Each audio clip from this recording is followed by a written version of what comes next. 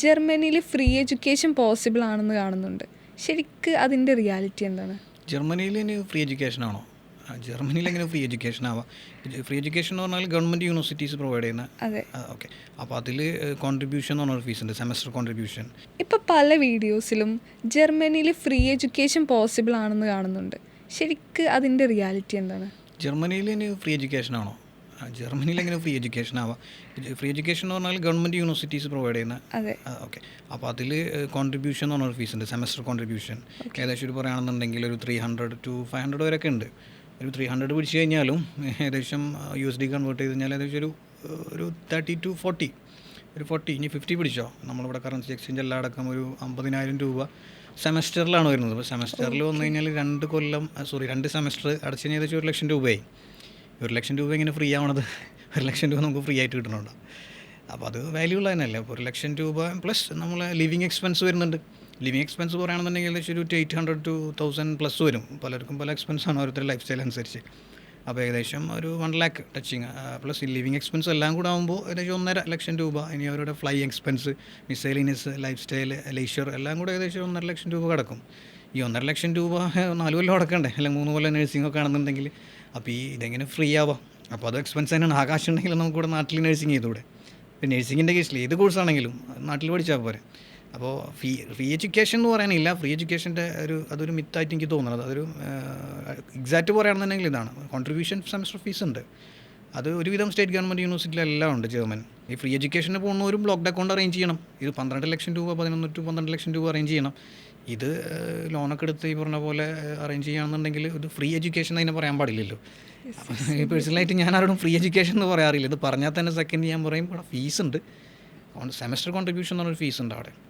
ഇപ്പോൾ ഒരുപാട് കുട്ടികൾ ജർമ്മനിയിലോട്ടൊക്കെ പോകുന്നുണ്ട്. അപ്പോൾ ശരിക്കും പാർട്ട് ടൈം ജോബിൻ്റെ ഒക്കെ അവസ്ഥ എന്താ? ലൈക്ക് സർവൈവൽ ആണോ, അല്ലെങ്കിൽ അവർക്ക് എന്താ പറയുക, സേവിങ്സ് ആയിട്ടൊക്കെ എന്തെങ്കിലും ചെയ്യാം? സേവിങ്സ് സർവൈവൽ നേരത്തെ പറഞ്ഞ സർവൈവലായിരിക്കും എനിക്ക് തോന്നുന്നത്. സേവിങ്സ് എന്ന് പറയാനില്ല. അപ്പോൾ പണ്ടൊക്കെ ഒരു മിത്ത് പരത്തിയിരുന്നു, അവിടെ പോയിട്ട് അത്യാവശ്യം പാർട്ട് ടൈം ഒക്കെ ചെയ്തിട്ട് നാട്ടിൽ കാശ് അയക്കണ ഒരു സ്കീമൊക്കെ ഉണ്ട് എന്നൊക്കെ പറഞ്ഞ് പരത്തിയിരുന്നു. പല ആളുകളും ശരിക്കും അത് എക്സ്പെക്ട് ചെയ്തിട്ടാണല്ലോ പോകുന്നത്. ബാക്കി വരുന്ന കാശൊക്കെ വീട്ടിൽ അയക്കാം, വീട്ടുകാരൊക്കെ ഒന്ന് സന്തോഷപ്പെടുത്തുക, ഒന്നുമില്ല. സർവൈവലാണ്. ഇപ്പോഴത്തെ ലൈഫ് സ്റ്റൈലും മാറി, അന്നത്തെ പോലെയല്ല. അപ്പോൾ ഒരുപാട് ഇപ്പോൾ എക്സ്പെൻസ് ഒക്കെ ബ്രേക്ക് ഡൗൺ ചെയ്ത് പറയുകയാണെന്നുണ്ടെങ്കിൽ ട്രാവലിങ്, ഈ പറഞ്ഞ ലൈഫ് സ്റ്റൈൽ എക്സ്പെൻസുകൾ, മിസലേനിയസ്, ഇൻ്റർനെറ്റ്, ലെയ്ഷർ ടൈം ഒക്കെ ഒരുപാട് എക്സ്പെൻസ് വന്നു കഴിഞ്ഞാൽ തന്നെ സർവൈവൽ തന്നെയാണ്. അത്യാവശ്യം അവിടുത്തെ കാര്യങ്ങൾ നടന്നു പോകാം, അത്ര തന്നെ സിമ്പിളായിട്ട് പറഞ്ഞു കഴിഞ്ഞാൽ. ഏകദേശം ഒരു 800, ഒരു 20 hours ഒക്കെ അല്ലേ ഇപ്പോൾ പാർട്ട് ടൈം വർക്ക് ചെയ്യാൻ പറ്റുള്ളൂ. ഏകദേശം UK വർക്ക് ചെയ്തിരുന്നല്ലേ നിഹാലുണ്ടായിരുന്നു. അപ്പോൾ എങ്ങനെയായിരുന്നു നിഹാലിൻ്റെ ഒരു സിറ്റുവേഷൻ എങ്ങനെയായിരുന്നു? വീക്ക്ലി 20 hours നമുക്കുള്ള വർക്ക് പെർമിറ്റ്. ഓക്കെ. അപ്പോൾ ഒരു ഹവറിന് കിട്ടുന്ന പേയ്മെൻറ്റ് എന്ന് പറയുകയാണെങ്കിൽ ഒരു 8-10 പൗണ്ട് അല്ലേ? അതെ, 10 പൗണ്ടാണ് മിനിമം വേജ്. ഓക്കെ. ആ ടൈമിൽ 8.50 എന്തോ ആയിരുന്നു. ഇപ്പോൾ അതൊന്നും കൂടി കൂടിയിട്ടുണ്ട്, ലൈക്ക് ഒരു 10 പൗണ്ടാണ്. ഒരു 10 പൗണ്ട് കിട്ടുകയാണെങ്കിൽ ഏകദേശം 20 hours വീക്കിലി. അപ്പോൾ ഒരു മന്ത്ലി പറയുകയാണെന്നുണ്ടെങ്കിൽ ഒരു 4 weeks പിടിക്കാം. അപ്പോൾ 800 pounds ശരിയല്ലേ? 800 pounds. അതും ചിലപ്പോൾ എല്ലാ ദിവസം നമ്മൾ നോക്കി പോകണമെന്നില്ല. ഓക്കെ. ഇത് പഠിപ്പ് കഴിഞ്ഞിട്ടുള്ളതാണല്ലോ പാർട്ട് ടൈം.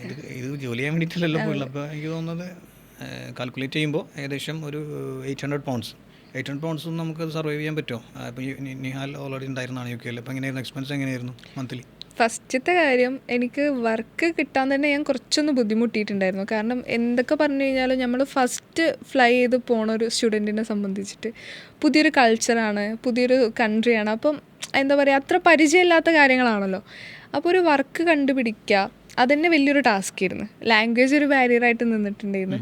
പിന്നെ വെയർ ഹൗസിലൊക്കെ എനിക്ക് ഫസ്റ്റൊക്കെ വർക്ക് കിട്ടിയിട്ടുണ്ടായിരുന്നത്. അത് കുറച്ച് ബുദ്ധിമുട്ടായിരുന്നു, ചെയ്യാൻ തന്നെ ബുദ്ധിമുട്ടാണ്. ഇപ്പോൾ ഈ 20 hours എങ്കിൽ ഈ 20 hours എങ്ങനെയെങ്കിലും കഴിഞ്ഞാൽ മതി എന്നുള്ളൊരവസ്ഥയായിരുന്നു. അത്രയും ബുദ്ധിമുട്ടായിരുന്നു. ഒരു ബ്രേക്ക് ഡൗൺ ചെയ്ത് കഴിഞ്ഞാൽ ഇപ്പോൾ ഇൻ്റർനെറ്റ് കണക്ഷൻ്റെ റീചാർജ് വരെ വരും, അല്ല എല്ലാം വരും. ട്രാവലിങ്, മിസലേനിയസ്, സൺഡേസിൽ നമ്മൾ പുറത്തിറങ്ങുന്നത്, റെൻ്റാണ് ഭയങ്കര പ്രശ്നം. റെൻ്റ് കുറച്ച് കൂടുതലാണ്. ബാക്കിയുള്ളത് നമുക്ക് വേണമെങ്കിൽ ഒന്ന് അഡ്ജസ്റ്റ് ചെയ്തൊക്കെ നിൽക്കാം. പക്ഷേ റെൻ്റ് കാര്യം ഭയങ്കര പ്രശ്നം. പിന്നെ അതേപോലെ എൻ്റെ യൂണിവേഴ്സിറ്റി വന്നിട്ടുണ്ടായിരുന്നത് പ്രസ്റ്റൺ എന്ന് പറഞ്ഞിട്ടുള്ളൊരു സ്ഥലത്തായിരുന്നു. അത് കുറച്ചൊരു റിമോട്ട് ഏരിയ എന്ന് പറയാൻ പറ്റില്ല, എന്നാലും അത്ര സിറ്റി അല്ല. അപ്പോൾ അവിടെ എന്ത് പ്രശ്നം എന്ന് വെച്ച് കഴിഞ്ഞാൽ ട്രാവലിങ്, ഇപ്പോൾ ലണ്ടനിലൊക്കെ എന്ന് പറഞ്ഞാൽ മെട്രോ കാര്യങ്ങളൊക്കെ ഉണ്ട്, ട്യൂബ് ഉണ്ട്. അപ്പോൾ ഭയങ്കര ചീപ്പാണ്. ഇവിടെ അങ്ങനെയുള്ള ഓപ്ഷൻസ് ഇല്ല, ഭയങ്കര കുറവാണ്. അപ്പം കൂടുതലും നമ്മൾക്ക് ക്യാബോ അങ്ങനെ എന്തെങ്കിലുമൊക്കെ എടുക്കേണ്ട ഒരു സിറ്റുവേഷൻ. ക്യാബിനൊക്കെ നല്ല പൈസ കൂടുതലാണല്ലോ, അപ്പോൾ ട്രാവൽ എക്സ്പെൻസും കൂടുതലാണ്. പക്ഷേ റെൻ്റ് കമ്പാരിംഗ്ലി സിറ്റിനെ വെച്ച് നോക്കുമ്പോൾ കുറച്ച് കുറവാണ്. പക്ഷെ എന്നാലും വലിയൊരു മാറ്റം എന്ന് പറയാൻ ഇല്ല.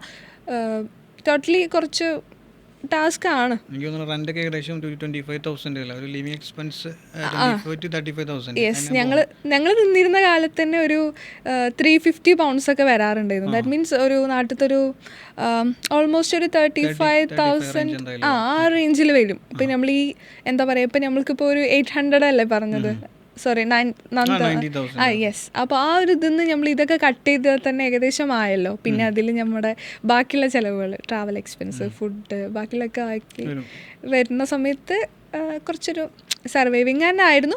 പിന്നെ പക്ഷെ നമുക്ക് ഫുൾ ടൈം വർക്ക് ചെയ്യാൻ പറ്റുന്ന ഓപ്ഷൻസ് ഉണ്ട്. എപ്പോഴെന്ന് വെച്ചാൽ ഹോളിഡേയ്സിൽ നമുക്ക് ഫുൾ ടൈം വർക്ക് ചെയ്യാം. യെസ്. അപ്പോൾ ആ ടൈമിൽ നമുക്കൊരു സമാധാനം. യെസ്, അത്യാവശ്യം നല്ലൊരു എമൗണ്ട് കയറും. അപ്പോൾ ഒരു 50 to 60 റേഞ്ചിലാണ്, അങ്ങനെയാണ് പറഞ്ഞല്ല, 50 to 60 റേഞ്ചിൽ ഇൻകം കിട്ടിയിരുന്നെങ്കിലും ഇതെല്ലാം അവിടെ യെസ്, ഇവിടെയൊക്കെ എക്സ്പെൻസ്. അപ്പോൾ ജർമ്മനിയിൽ അങ്ങനെ തന്നെയാണ്, എക്സ്പെൻസ് കൂടുതലാണ്. ഒരുപാട് കുട്ടികൾ വീഡിയോസൊക്കെ റീൽസിലിടുന്ന കണ്ടിട്ടുണ്ട്, എങ്ങനെ എക്സ്പെൻസ് കൺട്രോൾ ചെയ്യാം ജർമ്മനിയിൽ, എങ്ങനെ എക്സ്പെൻസ് കൺട്രോൾ ചെയ്യാന്നുള്ള. സൂപ്പർ മാർക്കറ്റിൽ പോയിട്ട് ഇങ്ങനെ സാധനം മേടിക്കുക, അവിടെ പോയിട്ട് ഇങ്ങനെ മേടിക്കുക. അപ്പോൾ അതിനർത്ഥം എന്താ, എക്സ്പെൻസ് ആയതുകൊണ്ടാണ് അവരത് ഇത്രയും കാര്യമായിട്ട് പ്രസൻറ്റ് ചെയ്യുന്നത് വീഡിയോസിൽ. അപ്പോൾ ഒരു തരത്തിൽ പറഞ്ഞാൽ സർവൈവൽ തന്നെയാണ്.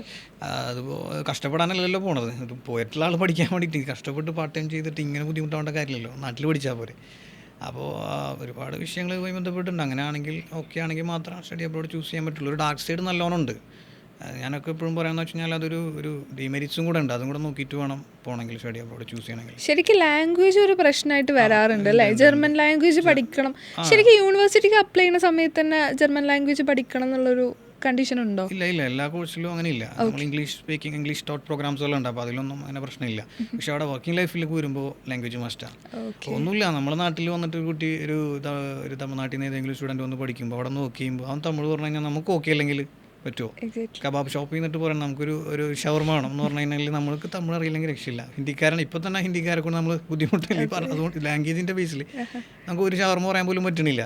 അവർ മലയാളം പഠിച്ചു എന്നുള്ളതാണ്. എന്ന് പറഞ്ഞ പോലെ തന്നെ ജർമ്മനിലെ ജർമ്മൻ ലാംഗ്വേജ് പഠിക്കുക, അത് അത്യാവശ്യം പിള്ളേരൊക്കെ പഠിക്കുന്നുണ്ട്. ഈ പറഞ്ഞ പോലെ ഇപ്പോൾ അത്യാവശ്യം അക്കാഡമികൾ കോളേജ് ലൈനിലൊക്കെ വന്നിട്ടുണ്ട്. ഇപ്പോൾ കേരളത്തിൽ ജർമ്മൻ ലാംഗ്വേജ് കോളേജ് അക്കാഡമി എന്നൊക്കെ പറയും. അത്രയും പ്രൊമോട്ട് ചെയ്യുന്നുണ്ട് ജർമ്മനിക്ക്. വേറെ ഒന്നുമില്ല, വർക്കിംഗ് ലൈഫിലേക്ക് വരുമ്പോൾ സാലറി ഉള്ള സ്ഥലമാണ്, വേജസ് കൂടുതലാണ്. ഇപ്പോൾ ജർമ്മൻ ലാംഗ്വേജ് പഠിക്കാതെ പോയൊരു സ്റ്റുഡൻറ്റിനെ സംബന്ധിച്ച് ഇപ്പോൾ ഇംഗ്ലീഷ് മാത്രം മതി ചില യൂണിവേഴ്സിറ്റികൾക്കെന്ന് പറഞ്ഞു സുഹൈൽ. അപ്പോൾ അങ്ങനത്തെ സ്റ്റുഡൻസിന് കുറച്ച് ബുദ്ധിമുട്ടായിരിക്കും അല്ലേ പാർട്ട് ടൈം ചെയ്യാൻ വേണ്ടി? പാർട്ട് ടൈമിന് വലിയ ബുദ്ധിമുട്ടില്ല. ഈ പറഞ്ഞ പോലെ ജർമ്മൻ ലാംഗ്വേജ് ഉണ്ടെങ്കിൽ കുറച്ചുകൂടെ പ്ലസ് ആയിരിക്കും, അത്ര തന്നെ ഉള്ളൂ. കുറച്ച് സ്ട്രഗ്ലിങ്ങും ഉണ്ട് പലരും, കെയർ ടേക്കിംഗ് ഒക്കെയാണ്. അപ്പോൾ പല ചീത്തവിളിയും ബുദ്ധിമുട്ടും കുറച്ച് പ്രായവരൊക്കെ നോക്കുന്ന സംഭവമാണ്. കൂടുതലും ഫീമെയിൽസാണ് പോവാറ്. അത് നേഴ്സിംഗ് എന്നൊക്കെ പറഞ്ഞിട്ട് പോയിട്ട് ഒരു മിഥ്യാധാരം ഉണ്ടാക്കുന്നുണ്ട് ഇവിടെ, നേഴ്സിംഗ് സ്കീമാണെന്നുള്ളത്. അപ്പോൾ അതൊരു നേഴ്സിങ്ങിനായിട്ട് കമ്പയർ ചെയ്യാൻ പറ്റില്ല. നേഴ്സിങ്ങിന് കിട്ടുന്ന ഒരു റെക്കഗ്നീഷൻ അല്ല അതിൻ്റെ ഒരു ഗ്ലോബലി റെക്കഗ്നൈസ്ഡ് കോഴ്സ് ആവാൻ ചാൻസ് കുറവായിരിക്കും. അതല്ല എൻ്റെ അറിവിൽ. കാരണം അത് BSc പ്രോഗ്രാം അല്ല അത് നമ്മൾ വർക്ക് ചെയ്തുകൊണ്ടിരിക്കുക. അവർ കോൺട്രാക്ട് ബേസിൽ എടുത്തിട്ട് അത് അവിടെ സ്പ്രെഡ് ചെയ്ത് ഓരോരോ സ്പ്ലിറ്റ് ചെയ്ത് കൊടുക്കുന്നതാണ്. അപ്പോൾ അത് BSc ആയിട്ട് അത് മാച്ച് ചെയ്യാൻ പറ്റില്ല. അത് BSc പ്രോഗ്രാം പോലെ അല്ല ഹൗസ് ബിൽഡിംഗ്, വ്യത്യാസമുണ്ട്. അല്ല, അങ്ങനെ ഒരു മിഥ്യാധാരണ ഉണ്ട് പലർക്കും. ഞാൻ പഠിക്കാൻ പോകുന്ന നേഴ്സിംഗ് പ്രോഗ്രാമാണെന്ന് പറഞ്ഞിട്ട് ആ രീതിയിലാണ് പ്രൊമോഷനൊക്കെ നടത്തുന്നത്. അപ്പോൾ അത് അതുപോലെയല്ല, അതിൻ്റെ ഒരു മാച്ച് ചെയ്യില്ല. അത് BSc തന്നെയാണ്, BSc പ്രോഗ്രാം നേഴ്സിംഗ് എന്ന് പറയുന്നത്. അപ്പോൾ ഇത് കെയർ ടേക്കിംഗ് പോലെ തന്നെയാണ് നേഴ്സിംഗ് പ്രോഗ്രാം. അതിനൊരു വേജസ് കിട്ടുന്നുണ്ട്. പഠിച്ചുകൊണ്ടിരിക്കുമ്പോൾ തന്നെ അവരൊരു ഹോസ്പിറ്റലിലോ അല്ലെങ്കിൽ വീടുകളിലോ ഒക്കെയാണ് സെറ്റ് ചെയ്ത് കൊടുക്കുന്നത്. അപ്പോൾ ലാംഗ്വേജ് ആ ഒരു പ്രോഗ്രാമിൽ ലാംഗ്വേജ് നിർബന്ധമുണ്ട്. അപ്പോൾ ഗവൺമെൻറ് ഫ്രീ ആയിട്ടാണ് കൊടുക്കുന്നത് തന്നെ. അപ്പോൾ ഫ്രീ ആയിട്ട് ഗവൺമെൻറ് കൊടുക്കുമ്പോൾ എന്തെങ്കിലും ഒരു സംഭവം വെക്കുമല്ലോ, ഒരു ക്ലോസ് വെക്കുമല്ലോ. അപ്പോൾ ലാംഗ്വേജ് നിർബന്ധമാണ്. B1 B2 ലാംഗ്വേജിലൊക്കെ കംപ്ലീറ്റ് ആയിരിക്കണം. അപ്പോൾ അത് ലാംഗ്വേജ് നിർബന്ധം, കാരണം ഇൻട്രാക്ഷൻ വരുന്നതാണ്.